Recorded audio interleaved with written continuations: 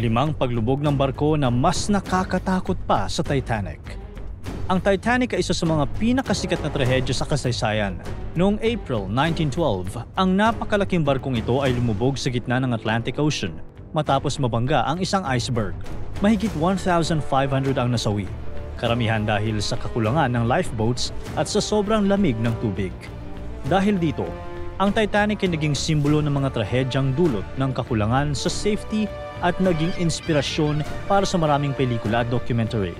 Kaya naman, maraming tao ang willing gumastos ng malaking pera para makita ang mga natirang bahagi ng Titanic.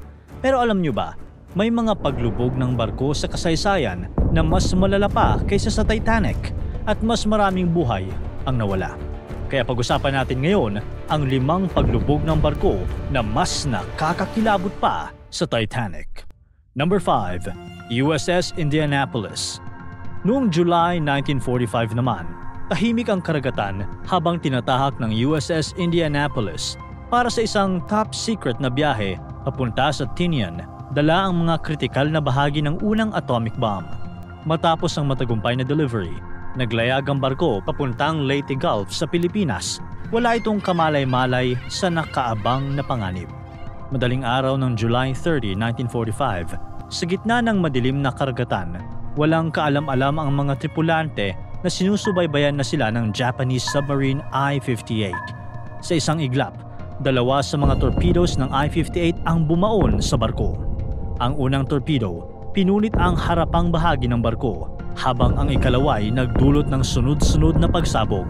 Ang dating makapangyarihang 610-foot-long heavy cruiser ngayoy pinulbos at lumubog sa loob lang ng 12 minuto. Isa itong trahedya na halos walang oras para makapaghanda ang mga sakay. Sa 1,195 na crew members, tinatayang nasa 300 hanggang 400 katao ang agad na nalunod kasama ng barko. Pero hindi nagtatapos ang bangungot para sa mga natirang 800 hanggang 900 na tripulante na tumalon sa dagat. Walang sapat na mga lifeboats at marami ang walang mga suot na life jacket. Sa ilalim ng matinding init ng araw, nagdusa sila sa gutom, uhaw at matinding pabago-bagong temperatura ng dagat. Sobrang init sa araw at halos nakamamatay na lamig sa gabi. Pero may mas malala pang sumubok ng kanilang mga katatagan, ang pagdating ng mga pating. Nagsimula ang mga pating na isa-isang umatake sa mga naghihingalong sundalo. Sa bawat galaw sa tubig, parang tinatawag nila ang mga halimaw ng karagatan. Para bang eksena mula sa pinakamasamang horror film na isa-isang hahatulan kung hanggang kailan sila magtatagal. Pero mas matindi ang trahedya dahil hindi man lang napansin ng Navy ang pagkawala ng barko. Dahil sa pinsalas communication systems ng barko, ang mga distress signals na pinadala bago lumubog ang barko ay hindi nakarating sa mga rescue stations. 4 na araw pa bago natuklasan ang pagkakalubog ng USS Indianapolis. Isang military plane ang nagkataong napadaan at doon lang nila nahanap ang mga bangkay at ilang natitirang mga survivor sa dagat noong August 2. Kaagad naman na nagsimula ang malawakang rescue operation. Isa sa mga bayani ng araw na iyon, si Lieutenant R. Adrian Marks, na sumugal sa paglapag ng kanyang PBY seaplane sa malalaking alon ng karagatan para sagipin ang mga tripulante. Sa kabila ng panganib, pinasakay niya ang mga naligtas sa loob ng kanyang eroplano, pati na rin sa mga pakpak ng aircraft. 7 Navy ships din ang mabilis na nagresponde para kunin ang iba pang natitirang mga survivor. Sa huli, 316 lang ang nakaligtas mula sa 1,195 crew members. Iba't ibang estimates ang nagsasabi na nasa ilang dosena hanggang mahigit 150 ang namatay dahil sa mga pating. Pero karamihan ay dahil sa exposure, dehydration at pagkalunod. Ang paglubog ng USS Indianapolis ay nanatiling isa sa mga pinakamatinding maritime disaster sa kasaysayan ng US Navy. Dahil dito, maraming naval procedures ang binago para hindi na maulit ang ganitong insidente. Pero hindi natapos ang kwento roon. Si Captain Charles B. McVeigh III ay isinailalim sa court-martial, isang kontrobersyal na desisyon na kinundena ng marami. Noong 2000, halos 50 taon nang lumipas, formal siyang pinawalang sala ng US Congress at ni dating Pangulong Bill Clinton. Ngayon, ginugunita ang USS Indianapolis at ang kanyang crew bilang mga bayani ng World War II. na nakatanggap ng 10 battle stars para sa kanilang serbisyo at sakripisyong nag-iwan ng malaking marka sa kasaysayan. Number 4. Leijula. Noong September 26, 2002, isang araw na hindi malilimutan ang nangyari sa karagatan ng West Africa.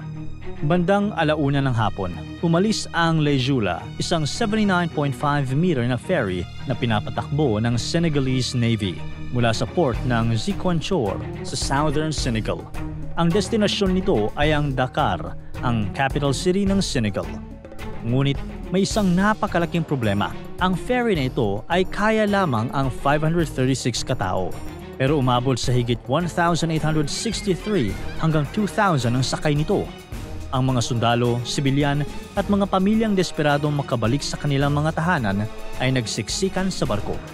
Ang Leijula ay kakabalik lamang sa serbisyo noong September 10, 2002 matapos itong mag-ground ng halos isang taon para sa mga kinakailangang repairs, kabilang ang pag-aayos ng portside engine nito.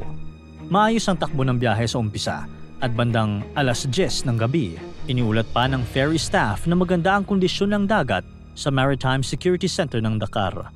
Pero pagkalipas ng isang oras, nagsimula na ang mga problema. Bandang 11:00 ng gabi, sa gitna ng malalalim na alon malapit sa baybayin ng Gambia, sinalubong ng Leijula ang isang napakalakas na bagyo. Walang kahit anong babala at wala ng oras para sa paghahanda. Sa loob lamang ng 5 minuto, ang napakalaking ferry ay bumaliktad at tumaob sa ibabaw ng dagat. Nagpanik ang lahat at libu-libong pasahero ang na-trap sa loob ng barko habang ito'y nakabaliktad. Sa ibabang bahagi, nagsiksikan at nagkagulo ang mga tao habang mabilis na pumapasok ang tubig. Marami ang naipit sa mga bagahe at gamit na nagliparan sa loob ng barko. Ang mga pasahero sa iba't ibang bahagi ng barko ay nagtamo ng nakamamatay na pinsala. Wala ring distress signal na naipadala dahil sa bilis ng pangyayari, kaya't walang agarang rescue ang dumating. Sa loob, naririnig ang sigawan at iyakan mula sa iba't ibang bahagi. Ang ilan ay nakulong sa mga air pocket at mga sealed first-class cabins. Sa labas, ilang pasahero ang nakakapit sa baliktad na hull ng barko. Nilalabanan ang malalakas na alon at malamig na tubig. Marami ang hindi marunong lumangoy at unti-unting nalulunod. Mga 5 oras matapos ang aksidente, nagsimulang dumating ang mga lokal na mangingisda mula sa kalapit na lugar. Sinimulan nila ang pag-rescue ng mga nakaligtas at pagkuha sa mga bangkay mula sa tubig.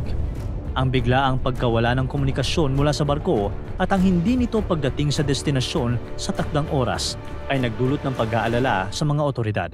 Kaya naman, sumunod ang mga rescue operations ng gobyerno. Ngunit huli na para sa maraming biktima. Pagkatapos ng ilang araw ng search and rescue, 64 lamang ang natagpuang buhay, kabilang ang isang buntis na babae na si Mariama Diop. Ang iba ay nalunod, nalamigan o naipit sa barkong nakataob. Hindi sigurado ang eksaktong dahilan ng paglubog, ngunit ang overcrowding, masamang panahon, posibleng engine failure, at hindi sapat na maintenance ay maaaring mga dahilan na nag-ambag sa trahedya. Itinuturing itong pangalawa sa pinakamatinding maritime disaster sa kasaysayan ng mundo na walang kaugnayan sa digmaan, na may tinatayang 1,863 katao ang namatay. Number 3. SS Qiangya. Noong kalagitnaan ng Chinese Civil War sa huling bahagi ng taong 1948, habang palapit na ang mga puwersa ng komunista, libu-libong tao ang nagmamadaling tumakas. Sa kaguluhang ito, ang SS Qiangya, isang 2,100 na toneladang passenger steamship, ang naging pag-asa ng mga pasahero. Pagmamayari ito ng Shanghai Merchants Group at idinisenyo upang magsakay ng 1,186 na katao. Pero noong December 4, 1948, sa pag-alis nito sa Shiliupu Dock patungong Ningbo, nagkaroon ng overcrowding sa barko. Sinasabing umabot sa 2,150 ang kabuuang bilang ng mga pasahero at tiyak na sobrang dami pa ng mga hindi nakarehistro ang nagtatago sa iba't ibang sulok ng barko.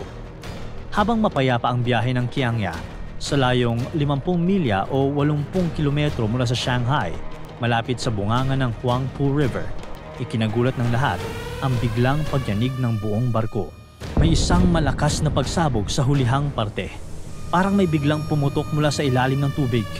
Pinaniniwala ang dulot ito ng isang mine na naiwan mula noong World War II na tahimik na nag-aabang sa ilalim ng ilog. Hanggang sa tamaan ito ng SS Kiangya. Ang lakas ng pagsabog ay ramdam hanggang sa dulo ng barko na nagdulot ng takot at panic sa mga pasahero. Dahil mababaw ang ilog, hindi agad lumubog ang buong barko. Nakalutang pa ang itaas na deck at tila may pag-asa pa. Subalit, unti-unting pumasok ang tubig sa loob ng barko kasabay ng pagpanik ng mga tao. May mga pasaherong nagtatakbuhan patungo sa mga gilid sa pag-asang makakatakas, habang ang iba ay napilitang tumalon sa tubig kahit hindi marunong lumangoy, habang ang tubig ay patuloy na pumapasok sa mas mababang bahagi ng barko. Lalong lumulubog ang SS Kiangya. Walang distress signal na naipadala dahil agad na nalunod ang radio room kasabay ng pagsabog. Walang sino man ang nakaalam sa nangyari, kaya't walang rescuer na dumating. Ilang oras ang lumipas bago pa may ibang barko na nakapansin sa trahedya. Dahil dito, huli na ang pagdating ng tulong. Maraming pasahero ang nalunod dahil mabilis na pumasok ang tubig sa barko. Ang iba naman ay namatay sa pagsabog mismo. Habang ang ilan ay hindi na kinaya ang lamig ng tubig at pagkapagod sa kakalangoy. Maraming na-trap sa loob ng barko at dahil wala nang sapat na oras para makalikas, hindi na sila nailigtas. Walang eksaktong bilang ng mga nasawi dahil sa kakulangan ng maayos na passenger records. Ngunit ayon sa estimates, umaabot ito sa 2,750 hanggang 3,920. Sa kabila ng napakaraming biktima, may 700 katao ang nakasurvive at nirescue ng mga barkong dumaan sa lugar. Itinuring ang trahedya ng Kiangya bilang pangalawa sa pinakamatinding peacetime maritime disaster sa kasaysayan. Matapos ang ilang taon, noong 1956, sinimulan ng salvaging ng mga labi ng barko. Ang Kiangya ay muling binuo at isinabak sa serbisyo bilang ferry mula Shanghai hanggang Wuhan noong February 4, 1959. Sa ilalim ng impluwensya ng Cultural Revolution, pinalitan ito ng pangalang SS Dongfang Hong 8 o The East is Red No. 8 noong November 1966. Noong 1983, tuluyan nang niretiro ang barko at isa sa mga natitirang alaala nito ay ang wooden steering wheel na makikita ngayon sa East Zhejiang Maritime Affairs and Folk Customs Museum sa Ningbo, isang paalala ng madilim na bahagi ng kasaysayan ng China. Number 2. MV Doña Paz. December 20, 1987. Magpapasko na, kaya excited na ang lahat ng pasahero ng MV Doña Paz na makauwi o makarating sa kanilang pupuntahan upang makapag-celebrate ng Pasko kasama ang kanilang mga mahal sa buhay. Siksika ng ferry, puno ng mga tao na dapat sanay 1,518 lang ang sakay. Pero ramdam mo ang bigat ng overcrowding na aabot sa mahigit 4,000. May mga nakatayo, may mga nakaupo sa gilid, kahit saan ka tumingin, puno ng tao. Nasa isip nila, sa susunod na araw, alas 4 ng umaga, makakarating sila ng Maynila mula Leyte. Pero pagsapit ng gabi, nang matuntun nila ang Tablas Strait sa pagitan ng Marinduque at Oriental Mindoro, habang tulog ang karamihan, wala silang kamalay-malay na isang malagim na gabi ang naghihintay sa kanila. Bandang 10:30 p.m., sa kalagitnaan ng dagat, bumangga ang MV Doña Paz sa MT Vector, isang oil tanker na may kargang 8,800 barrels ng petroleum products. Isang malakas na pagsabog ang sumabog sa kalangitan. Nagliyab ang langis at sa isang iglap, tinupok ng apoy ang parehong barko. Maririnig na ang sigawan ng libu-libong tao. Nagkagulo ang lahat at hindi alam kung ano ang kanilang dapat na gawin. Paano nila maliligtas ang sarili at mga mahal sa buhay? Wala silang makita sa gitna ng dilim at sa gitna ng kaguluhan, walang mga life jackets na mahanap. Sa takot at desperasyon, napilitan ang marami na tumalon sa dagat. Kahit alam nilang ang tubig ay puno ng langis at apoy, ang dagat na sana'y magsasalba sa kanila ay naging animoy nagbabagang impyerno. Habang nagkakagulo, isa lang ang malinaw. Walang kasiguraduhan kung sino ang makakaligtas. Ang tanging pag-asa na lamang ng lahat ay ang dikta ng kapalaran. Sa libu-libong sakay ng Doña Paz, 26 lang ang nakumpirmang nakaligtas sa mga unang araw. 24 na pasahero mula sa ferry at 2 crew mula sa Vector. Ang final death toll, isang nakakapangilabot na 4,386 katao. Mga taong hindi na umabot ng Pasko. Tila tapos na ang kwento ng mga nakaligtas. Ngunit noong 2012, isa pang survivor ang lumitaw, si Valeriana Duma, na tahimik na namuhay matapos ang trahedya at hindi nagpaparamdam sa loob ng 25 taon. Ang insidenteng ito ang naging pinakamatinding maritime disaster sa kasaysayan ng mga aksidenteng pandagat. Noong 1999, naglabas ng desisyon ng Korte Suprema ng Pilipinas na ang may-ari ng Vector ang talagang may pananagutan sa insidente.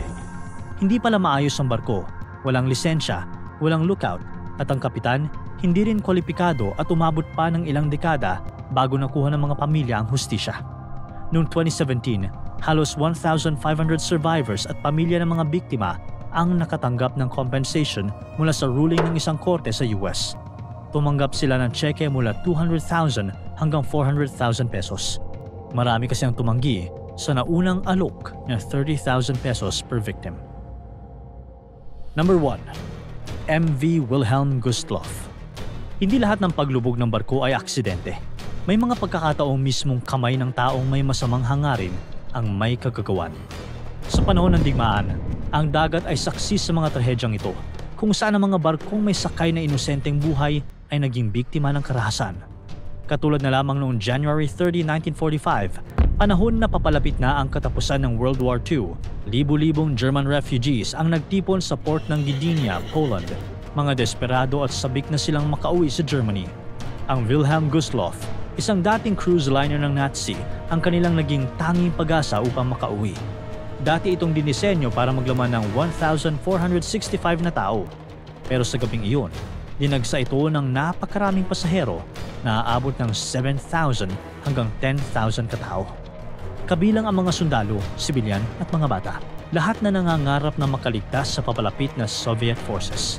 Sa kalagitnaan ng sobrang ginaw na gabi, umalis ang barko patungong Kiel, Germany. Hindi alam ng mga pasahero na may palihim na sumusunod sa kanila mula sa ilalim ng dagat. Ang isang Soviet submarine, ang S-13. Bandang alas 9 ng gabi, pinakawala ng S-13 ang 4 na torpedoes. 3 ang tumama sa Wilhelm Gustloff. Bawat isa ay sumabog ng malakas at binasag ang katahimikan ng dagat at nagdulot ng matinding kaguluhan sa loob ng barko. Nagmadali ang mga tao patungo sa deck habang mabilis na pumapasok ang tubig. Sa kasamaang palad, karamihan sa mga lifeboats ay dumikit na sa gilid ng barko, nagyelo at hindi na magalaw. Nagsimulang lumubog ang Wilhelm Gustloff, unti-unting tumagilid pa kanan at halos imposible nang maibaba ang natitirang mga lifeboats.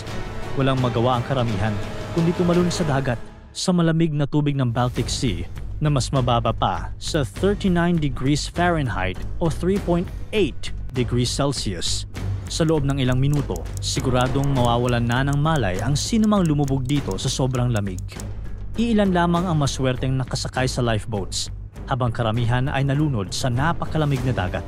Pagkatapos ng rescue operation, mga 1,200 lang ang nakaligtas. Ang natitirang libo-libo ay tinangay ng dagat at tuluyang binawian ng buhay. Ang pagkalubog ng Wilhelm Gustloff ay tinuturing na isa sa pinakamalalaking trahedya sa kasaysayan ng maritime na may tinatayang humigit kumulang 9,000 na namatay. Ayon sa mga ulat, ang mga kontrobersyal na desisyon ng kapitan na si Friedrich Peterson, gaya ng pag-ilaw ng navigation lights at pagpili ng deepwater route, ay naging mga kritikal na sanhi ng trahedya. Ang mga trahedyang ito ay nagpapakita ng mga panganib ng paglalakbay sa dagat. Pwedeng dahil sa sobrang dami ng pasahero, kakulangan sa safety measures at mga di inaasahang sakuna tulad ng bagyo o digmaan. Kahit hindi ito kasing sikat ng Titanic, hindi ibig sabihin na mas maliit ang halaga ng mga totoong kwento na ito. Sa pag-alala natin sa mga sakunang ito, hindi lang natin binibigyang halaga ang mga buhay na nawala. Pinapaalalahanan din tayo na hindi dapat ipagsawalang bahala ang kaligtasan. Tungkulin nating matuto mula sa nakaraan at siguraduhin hindi na mauulit ang ganitong mga trahedya. Para tuloy-tuloy ang saya at kwentuhan, huwag kalimutan mag-subscribe sa Bubbly YouTube channel at pindutin ang notification bell.